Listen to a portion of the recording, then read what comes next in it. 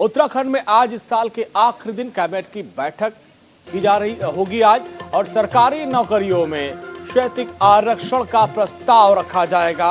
कई अहम प्रस्ताव पर मुहर लग सकती है। राज्य की नई स्वास्थ्य नीति का भी प्रस्ताव लाया जा सकता है कैबिनेट बैठक में।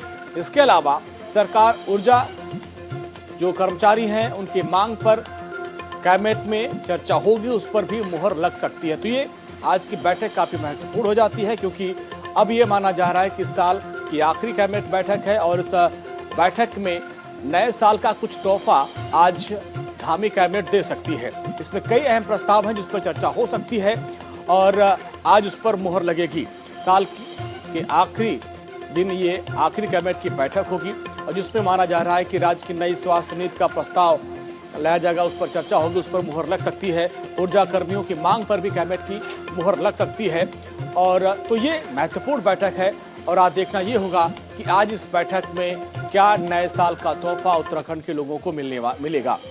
तो आज की ये बड़ी खबर है उत्तराखंड के लिहाज से, क्योंकि उत्तराखंड कैबिनेट की आज बैठक होगी। मुख्यमंत्री पुष्कर सिंह धामी की अध्यक्षता में यह बैठक की जाएगी और जिसमें कई अहम प्रस्ताव को लाया जाएगा और उस पर मुहर लगने की पूरी संभावना है। और जिसमें जो सबसे बड़ी बात है, सरकारी जो नौकरियों में क्षैतिज आरक्षण की बात की जा रही है। राज्य की नई स्वास्थ्य नीति का प्रस्ताव इस कैबिनेट की बैठक में लाया जा सकता है, उस पर चर्चा हो सकती है। ऊर्जा जो कर्मचारी हैं उनकी मांग पर भी विचार किया जा सकता है और उनको भी बड़ा तोहफा मिल सकता है। तो ये तमाम वो जो प्रस्ताव हैं जिन पर आज चर्चा की जाएगी, वो प्रस्ताव लाए जाएंगे और उस पर मुहर लग सकती है।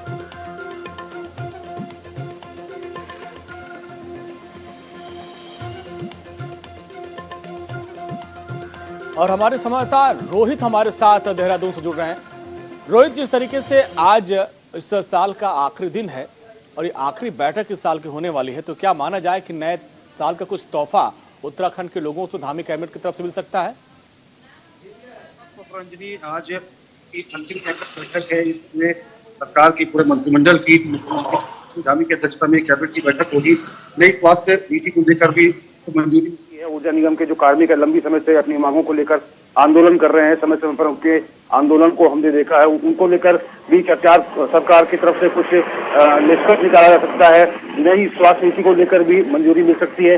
और इसके साथ ही अंजलि, जो पेयजल निगम के जो तमाम कर्मचारी हैं, करीब 2800 कर्मचारी पूरे प्रदेश में हैं, जो पिछले लंबे समय से अपने वेतन और पेंशन को लेकर आंदोलन कर रहे हैं। उनका कहना है कि उनकी पेंशन को ट्रेजरी के माध्यम से सरकार द्वारा रिलीज किया जाए और पेयजल निगम का राजकीकरण किया जाए। इस संबंध में क्योंकि 2 महीना पहले जो प्रदेश के पेयजल मंत्री हैं बिशन सिंह चुफाल, उन्होंने आश्वस्त भी किया था, लेकिन अभी तक उसका गवर्नमेंट ऑर्डर जारी नहीं किया गया है। तो सरकार इस विषय को लेकर गंभीरता से विचार कर रही है, क्योंकि उन्होंने साफ तौर पर कहा है जो तमाम पेयजल निगम के कर्मचारी हैं कि अगर सरकार ने जल्दी आचार संहिता से पहले उनकी मांगों को नहीं माना तो प्रदेश के घर घर से नलों से पानी गायब हो जाएगा। तो ये बहुत गंभीर मसला है और ये आंदोलन जो है पूरे प्रदेश में चल रहा है, प्रदेश व्यापी आंदोलन है। इस विषय को गंभीरता से मंत्रिमंडल की बैठक में उठाया जाएगा और उसके साथ ही करीब 1 दर्जन से अधिक प्रस्तावों पर सरकार मुहर लगा सकती है। जो प्रस्ताव लोक लुभावन होंगे, जन कल्याणकारी होंगे, उन पर भी सरकार के द्वारा मुहर लगाई जाएगी। अच्छा रोहित, क्षैतिज आरक्षण की बात की जा रही है कि क्षैतिज आरक्षण का जो मामला है उसको भी कैबिनेट की बैठक में रखा जा सकता है, उस पर भी चर्चा होगी। क्या माना जा रहा है कि आज इस पर भी मुहर लग सकती है, कुछ तोहफा मिल सकता है? बिल्कुल साफ तौर पर नौकरियों में क्षैतिज आरक्षण की मांग को लेकर जो तमाम बेरोजगार युवा हैं वो लगातार अपनी मांगों को लेकर आंदोलन करते रहे हैं। सरकार हालांकि आश्वासन देती रही है कि इस विषय पर गंभीरता से विचार किया जा रहा है। अब चूंकि मंत्रिमंडल की आखिरी बैठक होगी, इस सरकार की आखिरी बैठक है, आचार संहिता कुछ ही दिनों बाद लग जाएगी, तो जाहिर तौर पर उसकी प्रबल संभावनाएं बन रही है कि नौकरियों में क्षैतिज आरक्षण को लेकर सरकार द्वारा कोई ठोस निर्णय ले लिया जाएगा। अच्छा, जो ऊर्जा कर्मचारी हैं, ऊर्जा कर्मचारियों की भी काफी मांग थी। अच्छा, हमने देखा है रोहित, पिछले अगर हम 4-6 महीने की बात करें तो अलग अलग विभाग के लोग जो है वो धरने प्रदर्शन पर बैठे थे और मुख्यमंत्री लगातार मान मनोवल की कोशिश कर रहे हैं। ऐसे में जो ऊर्जा विभाग के जो कर्मचारी हैं उनकी मांग को लेकर क्या इस कैबिनेट की बैठक में चर्चा होगी, कुछ प्रस्ताव उस पर पास हो सकता है क्या? बिल्कुल अंजलि, देखिए उत्तराखंड में ऊर्जा निगम के 3 निगम हैं। ऊर्जा निगम, उत्तराखंड जल विद्युत निगम और उसके साथ ही एक निगम और भी है। तो उसके जो तमाम कर्मचारी हैं, वेतन, पेंशन और तमाम मांगों को लेकर समय समय पर पिछले 5 सालों में उन्होंने अनशन किया, आमरण अनशन किया, धरने पर बैठे। फिर लगातार सरकार द्वारा उन्हें आश्वस्त किया गया, लेकिन उनकी मांगों पर अब तक कोई ठोस निर्णय नहीं निकल पाया। लिहाजा ये अंतिम मंत्रिमंडल की बैठक है, तो इस पर भी गंभीरता से चिंतन मंथन होगा। करीब 2.5 घंटे ये मैराथन कैबिनेट बैठक चलेगी और उसके बाद सरकार के जो शासकीय प्रवक्ता है और कैबिनेट मंत्री सुबोध उनियाल मीडिया से मुखातिब होंगे और मीडिया ब्रीफिंग करेंगे।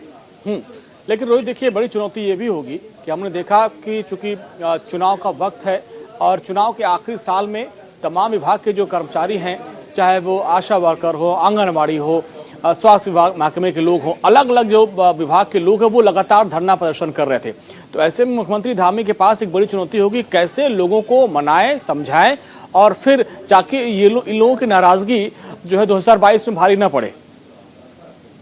तो देखिए अंजनी, उत्तराखंड के परिप्रेक्ष्य में अगर बात करें तो इन 21 सालों में कांग्रेस बीजेपी अदल बदल के सरकारें बनती रही। एंटी इनकम्बेंसी का फैक्टर बहुत ज्यादा स्तर पर हावी रहा। जिस भी पार्टी ने सरकार बनाई वो अगला कार्यकाल अपना रिपीट नहीं कर पाई। तो इस मिथक को इस बार बीजेपी तोड़ना चाहती है, क्योंकि मंत्रिमंडल की आखिरी बैठक है। तो जैसा कि लोक निभावक प्रस्ताव, जन कल्याणकारी प्रस्ताव, तमाम जो मांगे जो हैं अलग अलग विभाग के कर्मियों द्वारा की जा रही है, उन पर बहुत पहले से ही चिंतन मंथन चल रहा है और आज एक फाइनल बैठक मंत्रिमंडल की होगी जिस पर अंतिम निर्णय ले लिया जाएगा। ठीक है रोहित, आज जो बैठक है उससे बड़ी उम्मीद है और ये माना जा रहा है कि आज चूंकि आखिरी बैठक है तो ऐसे में नए साल का तोहफा मुख्यमंत्री धामी दे सकते हैं उत्तराखंड के लोगों को। आगे बढ़ते हैं, हरिद्वार दौरे पर रहेंगे मुख्यमंत्री पुष्कर सिंह धामी और ऋषिकुल आयुर्वेद कॉलेज में अमृत महोत्सव का कार्यक्रम है। इसका आयोजन किया गया है जिसमें मुख्यमंत्री धामी पहुंच रहे हैं।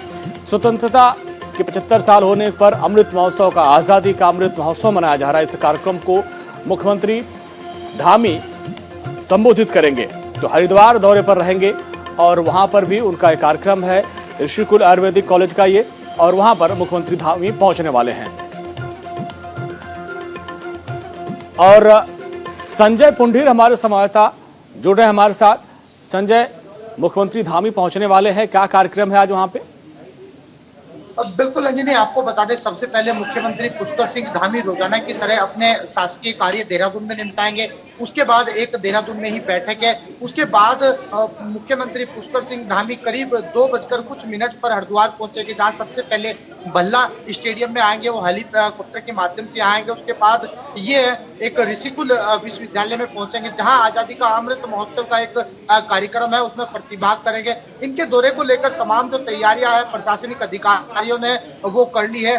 सुरक्षा के इंतजाम चाक चौबंद। हालांकि ये आजादी का अमृत महोत्सव आज जो कार्यक्रम है, इसमें कई बड़े साधु संत और हरिद्वार के जो जुनू अखाड़े के पीठाधीश्वर अवधेशानंद गिरी महाराज है, उनके साथ साथ तमाम बड़े साधु संत भी यहाँ मौजूद रहेंगे। जी अंजलि। अच्छा संजय, सवाल ये भी है कि जो देवस्थानम नीति थी, बोर्ड का गठन किया गया था, उस पर साधु संत काफी नाराज थे, लेकिन जिस तरीके से इस फैसले को मुख्यमंत्री ने वापस लिया था, तो माना जाए कि संतों में जो एक बड़ा वर्ग है वो काफी खुश है। तो ऐसे में जब मुख्यमंत्री पहुंचेंगे तो उन लोगों से भी बातचीत होगी, मुलाकात होगी?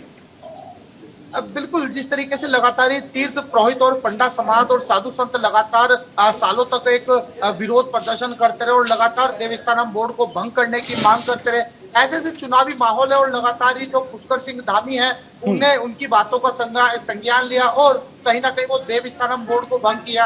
हालांकि लगातार ही जिस तरीके से साधु संतों में खुशी की लहर है, हालांकि सबसे पहले भंग होते ही साधु संतों द्वारा एक कार्यक्रम भी रखा गया था, जिसमें कहीं ना कहीं इनका धन्यवाद किया गया था, इनका स्वागत किया गया था। हालांकि आगामी 2022 के चुनाव है, ऐसे में धामी सरकार ने यह फैसला लिया है, कहीं ना कहीं अपने नफे नुकसान को देखते हुए लिया है और इसका वोट बैंक पर भी कहीं ना कहीं असर पड़ेगा। जिस तरीके से साधु संत लगातार ही कह रहे थे अगर देवस्थानम बोर्ड भंग नहीं हुआ तो कहीं ना कहीं 2022 के चुनाव में काफी नुकसान हो सकता है। तो भारतीय जनता पार्टी ने कहीं ना कहीं ये फैसला अपने नफे नुकसान को देख के लिया हुआ। हालांकि इसका असर भी 2022 के चुनाव में अंजलि देखने को मिलेगा साहब। ठीक, ऋषिकुल जो आयुर्वेदिक कॉलेज है, आज वहां पर कार्यक्रम में मुख्यमंत्री पहुंच रहे हैं। आप बता रहे हैं कि वहां पर बड़ी संख्या में साधु संत भी रहेंगे, यानी उनका भी आशीर्वाद आज मुख्यमंत्री को मिलेगा। जो तैयारियां हैं वो पहले से ही कर ली गई थी। हालांकि चुनाव के मद्देनजर जिस तरीके से लगातार ही पुष्कर सिंह धामी जनता के बीच पहुंच रहे हैं। आज हरिद्वार पहुंचेंगे तो वहां साधु संतों से मुलाकात के साथ साथ सबसे पहले मुख्यमंत्री पुष्कर सिंह धामी का स्वागत किया जाएगा और यहाँ पे कई भारतीय जनता पार्टी के नेता भी रह सकते हैं और तमाम जो साधु संत हैं उनका आज आशीर्वाद पुष्कर सिंह धामी लेंगे, क्योंकि कहीं ना कहीं लगातार इस संतों के आशीर्वाद लेने के लिए लगातार पुष्कर सिंह धामी मुख्यमंत्री हरिद्वार पहुंचते रहते हैं और आज इनका बड़ा ही अहम दौरा बताया जा रहा है। जी अंजनी। अच्छा, आजादी का अमृत महोत्सव मनाया जा रहा है, तो ऐसे में वहां पर क्या कार्यक्रम है? क्या जो आयुर्वेद के कॉलेज में जा रहे हैं वहां पर भी कुछ ऐसा कार्यक्रम है?